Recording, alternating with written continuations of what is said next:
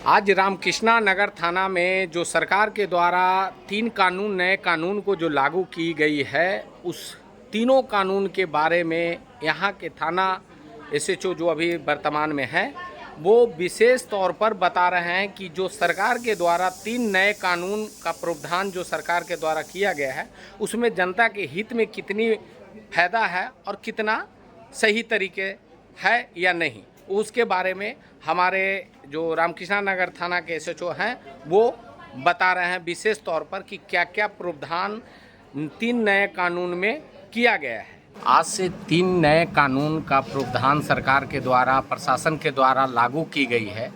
इसमें अधिक लोगों को जानकारी नहीं है कि ये नए कानून जो बने हैं वो आखिर है क्या, लोगों को कैसे इसके बारे में जानकारी होगा, इसके बारे में सर क्या है?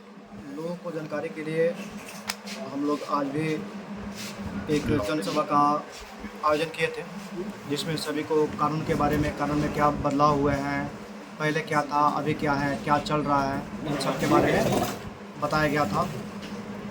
और आगे भी हम लोग वरीय पदाधिकारी के निर्देशानुसार लोगों को कैंप लगाकर या फिर उनके निर्देशानुसार जैसे वो आदेश देंगे, हम लोग लोगों के बीच में नए कानून के बारे में क्या बदलाव हुआ है, क्या लोगों के लिए फ़ायदेमंद है, क्या पुलिस प्रशासन करना है, इसकी जानकारी हम लोग देंगे। 3 नए कानून जो बने हैं उसमें कौन से कानून जनता के हित में लिया गया है? पहले बहुत लोगों का रहता था कि केस नहीं लिया जाता है, पुलिस पर सवाल उठते थे कि केस नहीं, मेरा एंट्री हुआ, ये हुआ, तो उस पर क्या कहना चाहेंगे सर?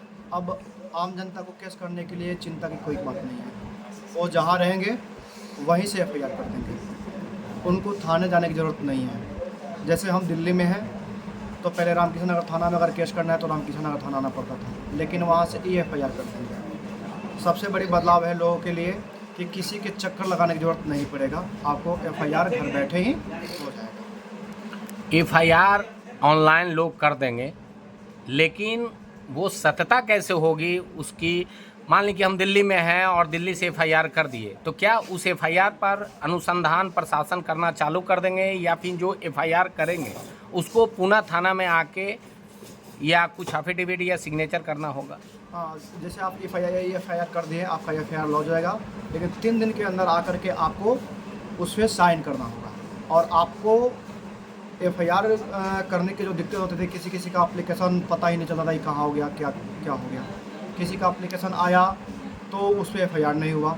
लेकिन जैसे ही कॉग्निजेंस मैटर है, आपने आवेदन किया, आपका एफआईआर लॉन्च होना तय है, इसमें कहीं भी कोताही नहीं बरती जाएगी। जो कानून सरकार के द्वारा लाई गई है, ये कानून पहले भी था, प्रावधान था एफआईआर करने का, लेकिन अब सरकार इसको बदलाव क्यों किया है?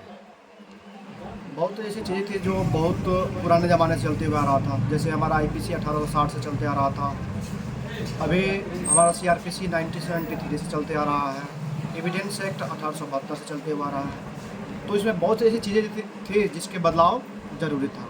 जैसे एग्जांपल लेते हैं कि हम लोग जो जब्ती सूची बनाते थे, जब्ती सूची हम लोग बनाते थे, उस समय जो है उसका रिकॉर्डिंग नहीं करते थे। अभी का जो कानून है उसमें इलेक्ट्रॉनिक एविडेंस पे अधिक जोर दिया गया है और जब्ती सूची बनाते समय उसका रिकॉर्डिंग करना है हमें, तो एक पारदर्शिता आ जाएगी, जिससे लोगों को जो पुलिस पर बार बार कंप्लेंट उठता था, बार बार उंगली उठता था, वह उठना बंद हो जाएगा। दूसरा कि हम लोग कोई भी काम करेंगे, किसी घर पे रेड भी करने जाते हैं तो उसको वीडियो बनाना है हमें, एंट्री से लेकर के एग्जिट पॉइंट तक हमें वीडियो बना करके उसको रखना है। और कोई एफआईआर हो जाता है तो आईओ जो है कंप्लेनेंट को ये नहीं बताते कि उनके केस में वो क्या कर रहे हैं, लेकिन इस नए कानून में ये साफ कहा गया है कि जो कंप्लेनेंट है उनको हर चीज़ जानकारी होनी चाहिए, यानी आईओ उनको उनके केस में क्या कर रहे हैं, क्या किए हैं, इसकी सारी जानकारी उनको देना है। तो ये बदलाव जो है लोगों के काफ़ी फायदेमंद है। यानी कि कहना है कि जो केस अगर कोई भी पब्लिक करते हैं या कोई भी, तो उनको जानकारी नहीं होता था, अब ये नए कानून में जानकारी दी जाएगी। अब सभी चीज़ उनको जानकारी दी जाएगी कि हम आपके केस में क्या कर रहे हैं, क्या हुआ है और क्या करना बाकी है। ठीक है।